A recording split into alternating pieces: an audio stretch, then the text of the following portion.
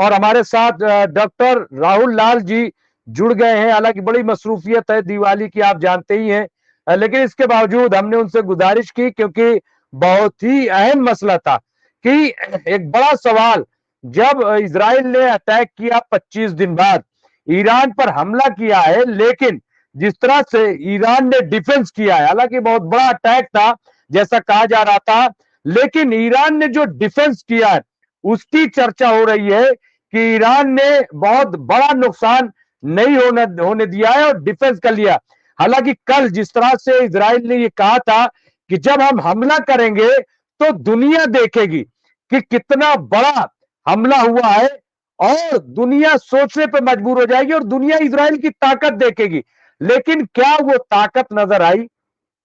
क्या जिस तरह का बयान दिया जा रहा था और जिस तरह की तैयारी लीक की गई थी बाकायदा, क्या अगर वो तैयारी थी और उतना बड़ा अटैक था, तो इसका मतलब ईरान का जो डिफेंसिव सिस्टम है वो आयरन डोम से ज्यादा मजबूत निकला, थॉट से ज्यादा मजबूत निकला, या जो एरो 3 उससे ज्यादा मजबूत निकला? लेकिन अब एक बड़ा सवाल जो इस वक्त मीडिया में गर्दिश कर रहा है वो ये है कि आखिर इजरायली हमले के बाद ईरान क्या करेगा? क्या ईरान जो है वो जवाब देगा या कोई और हिकमती अमली इख्तियार करेगा? वो करेगा क्या? और सबसे इंपॉर्टेंट जो बहुत बड़ा झटका इजराइल और अमेरिका के लिए है वो ये कि ईरान के साथ सऊदी अरब खड़ा हो गया है, और दूसरे जो ममालिक है, चाहे वो मलेशिया हो या और, वो सब भी खड़े हो गए। हालांकि अभी तक हमने रूस का कोई बयान नहीं देखा है, हमने चाइना की तरफ से किसी किस्म का बयान नहीं देखा है। डॉक्टर राहुल लाल जी है, मैं उनसे जानूंगा, बहुत बहुत इस्तकबाल है। और डॉक्टर राहुल लाल जी जो है वो सीनियर पॉलिटिकल एनालिस्ट है, वो हमारे साथ जुड़ गए हैं। हम उनसे बात करेंगे और उनसे समझने की कोशिश करेंगे। डॉक्टर राहुल लाल जी, कैसे देखते हैं इस पूरे मामले को? क्या लग रहा है आपको?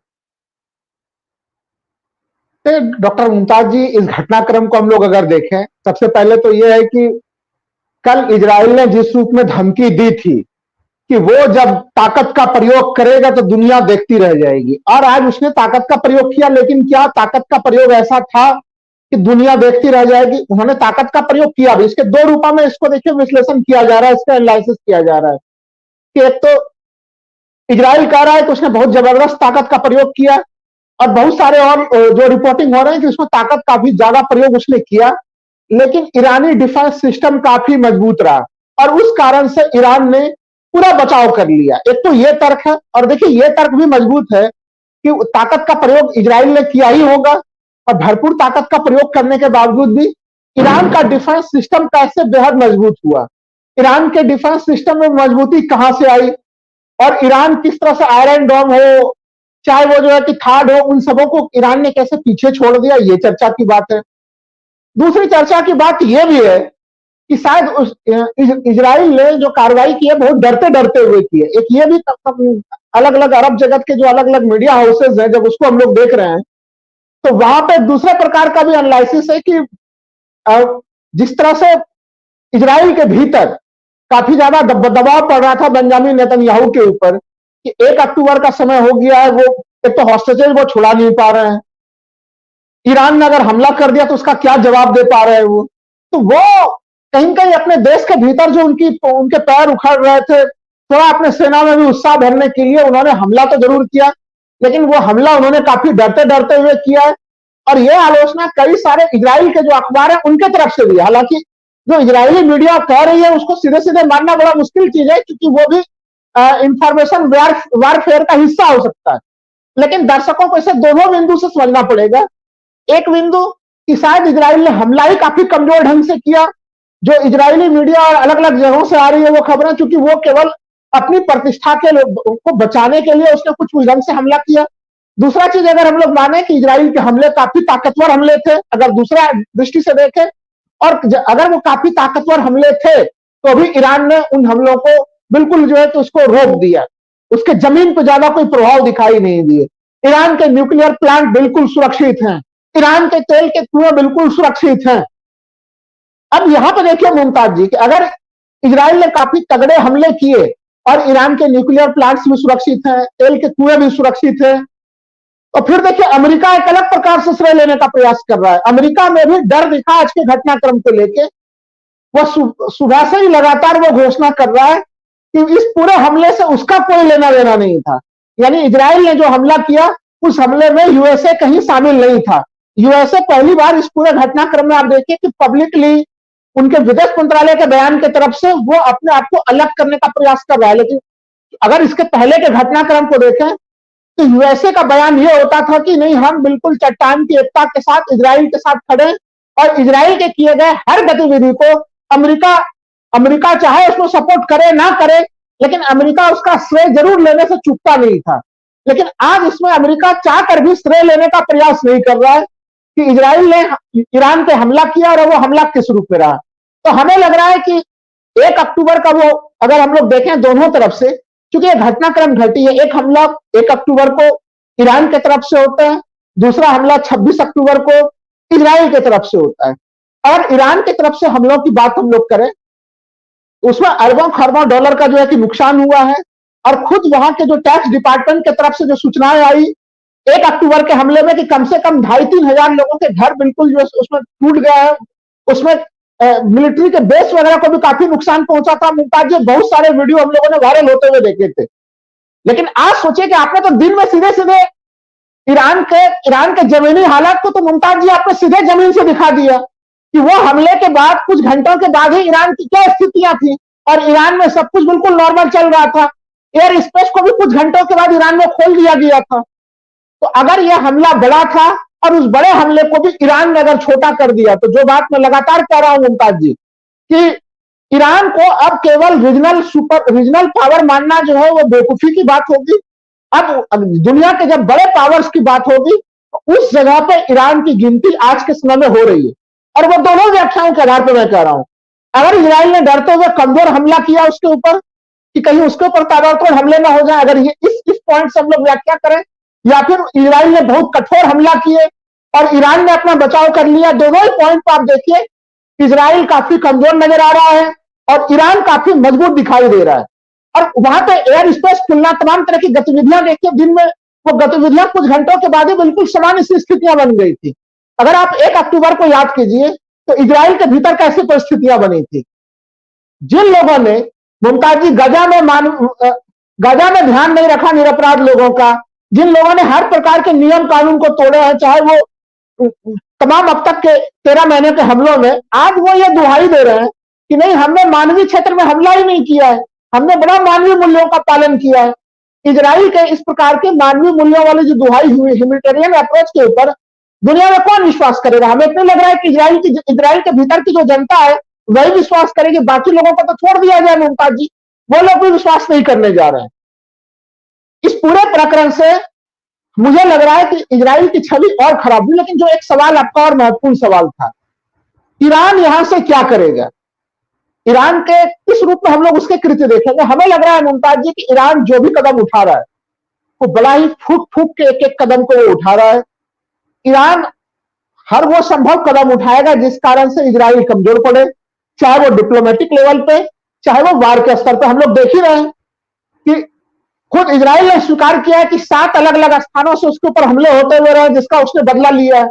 तो ईरान की ये तो एक विशेषता तो मानना ही पड़ेगा कि अलग अलग जगहों से जिस प्रकार से हमले इजराइल के ऊपर हो रहे हैं, वो आज ठीक है उसने भी इराक के ऊपर हमले किए हैं, अलग अलग जगहों पे इजराइल ने भी हमले किए हैं, लेकिन दोनों हमलों में जो नुकसानात की स्थिति थी उसका अंतर काफी बड़ा है। तो हमें लग रहा है कि इस समय जो जिसकी चर्चा हम लोग करते हैं मुमताज जी, कि इस पूरे एरिया में किस प्रकार से अमेरिका के वर्चस्व को खत्म करना, इजराइल के वर्चस्व को खत्म करना, और जो मुख्य विषय वस्तु है, मुख्य विषय वस्तु अभी भी बना हुआ है, गजा को न्याय कैसे मिलेगा, वहां के लोगों को न्याय कैसे मिलेगा, जो अलग अलग और जो लोग हैं जो अन्याय से प्रभावित लोग हैं उनको न्याय कैसे मिलेगा, वहां पे ईरान ने अंतर्राष्ट्रीय स्तर पर ध्यान केंद्रित कराया है।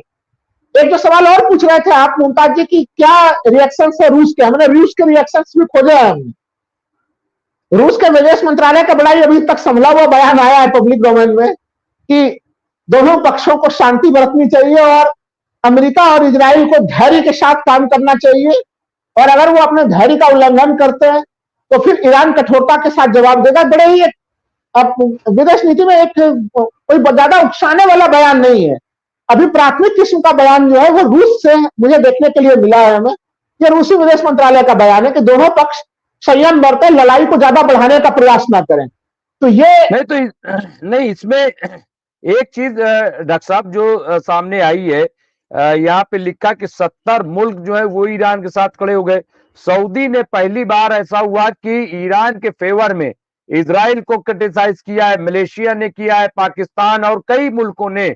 तो इसको कैसे देख रहे हैं जो मुस्लिम देश खासतौर से, अगर वो इस तरह से ईरान के खिलाफ, वो इजराइल पे बोल रहे हैं, इजराइल के खिलाफ बोल रहे हैं, इसको आप किस तरह से देख रहे हैं? ये क्या जो सफारती ताल्लुकात या जो पॉलिटिकल ईरान का वो है वो स्ट्रांग हुआ या क्या है ये?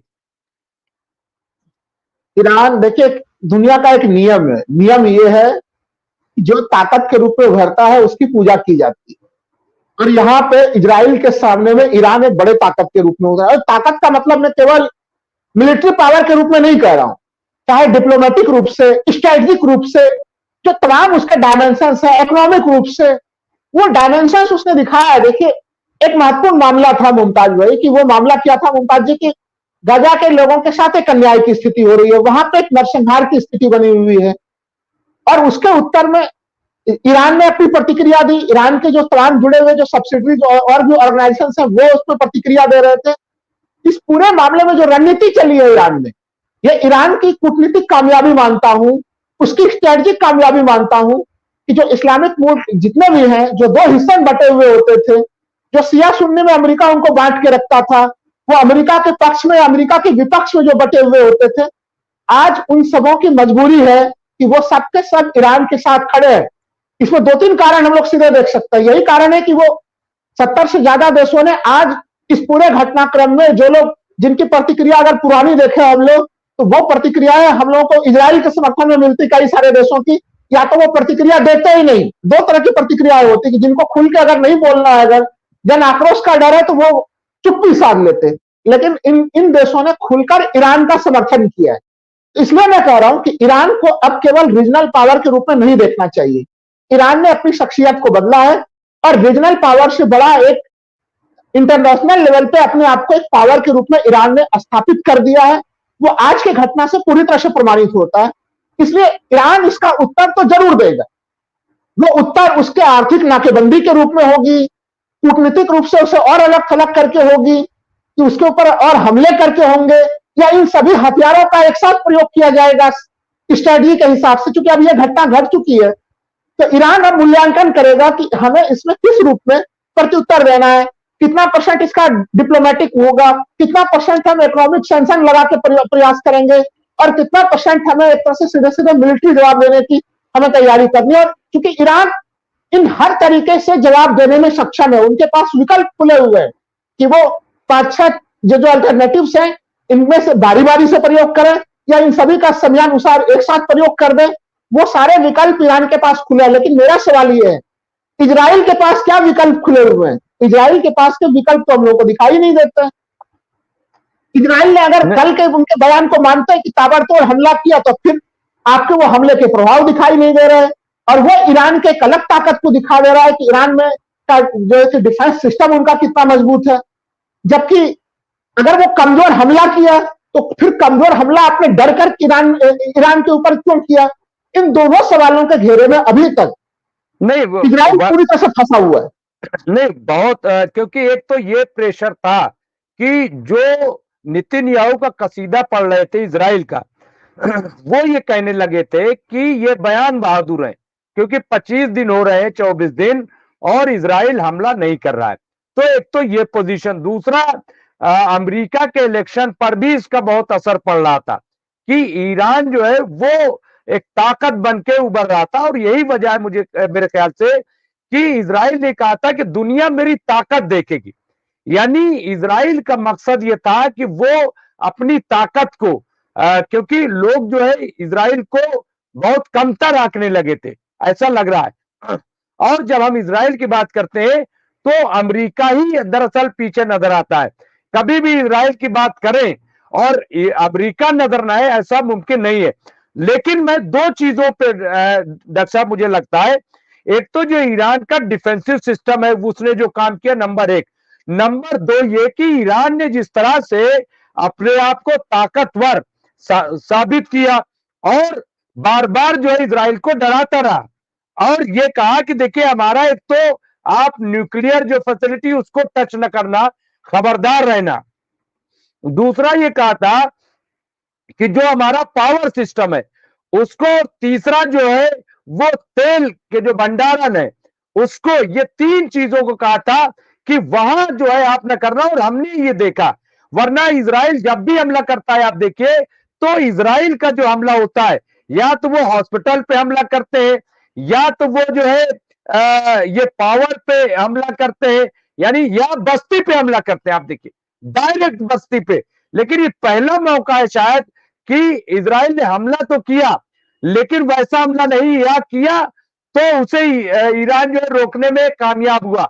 तो क्या जो इजराइल कहता था कि दुनिया हमारी पावर देखेगी, और चूंकि इनकी तजारत जो है असला है, अमेरिका की तजारत असला है, आज फिर जो है वो इजराइल के एयरजेट की ताकत कि ये इतना पावरफुल है, ये इतना इस तरीके से कैसे देखते हैं डॉक्टर साहब इसको कि ये क्या इजराइल अपने मकसद में कामयाब हो पाया?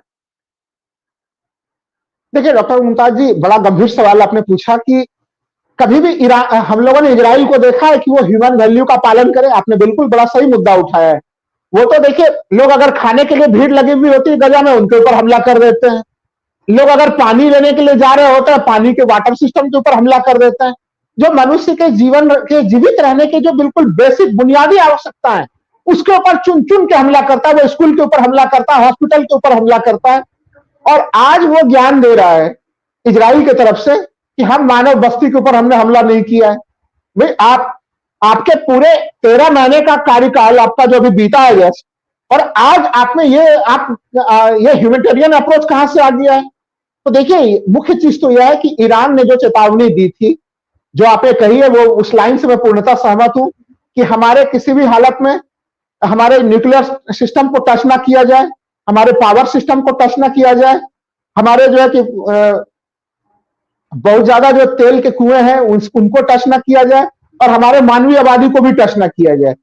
हमें लग रहा है ईरान ने जितने शर्त रखे थे उन शर्तों के बीच में जो हमला करना जहां तक संभव था वो हमला इजराइल ने किया है। ये कहते हैं कि लिमिटेड रिस्क की ये जो आलोचना हो रही थी इजराइल की कि वो एक पावर नहीं बचा, वो बोलने वाला ही एक देश बचा हुआ है इजराइल, वो उसके एक्शन में दम नहीं दिखता है। मैं कह रहा हूं कि कल तक अगर इजराइल को 10 में से अगर 3 नंबर देना होता तो आज के इस घटनाक्रम के बाद अगर आप मुझे कहें कि आप इजराइल को उसके ताकत के हिसाब से कितना नंबर देंगे, तो मेरे हिसाब से 3 नंबर से भी घट के वो 1 नंबर पे आ गए हैं।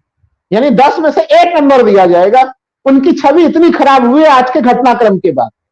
या तो ज्यादा बोलना नहीं चाहिए, उनके एक्शन दिखते, वो एक्शन ईरान में नहीं दिखे हैं। ईरान बिल्कुल सुरक्षित है, ईरान की गतिविधियां सामान्य चल रही है। इतने बड़े हमले के बाद ईरान में अगर फौजी नुकसान हुआ है तो 2 सैनिक हताहत हुए हैं वहां पे, ये मैं मान रहा हूं। लेकिन हम लोगों को ये ईरान ने ही पब्लिक जानकारी दी है, ईरान के अपने दावे हैं। लेकिन हम लोगों को इजराइल के वो दावे कभी मिलेंगे? इजराइल ने कभी स्वीकार ही नहीं किया कि 1 अक्टूबर के हमले में उनको जो इतना भारी तौर पे फौजी नुकसान हुआ, वो तमाम हम लोगों ने वीडियो देखे, लेकिन उन्होंने फौजी नुकसान की बिल्कुल विधिवत गिनती नहीं बताई है कोई।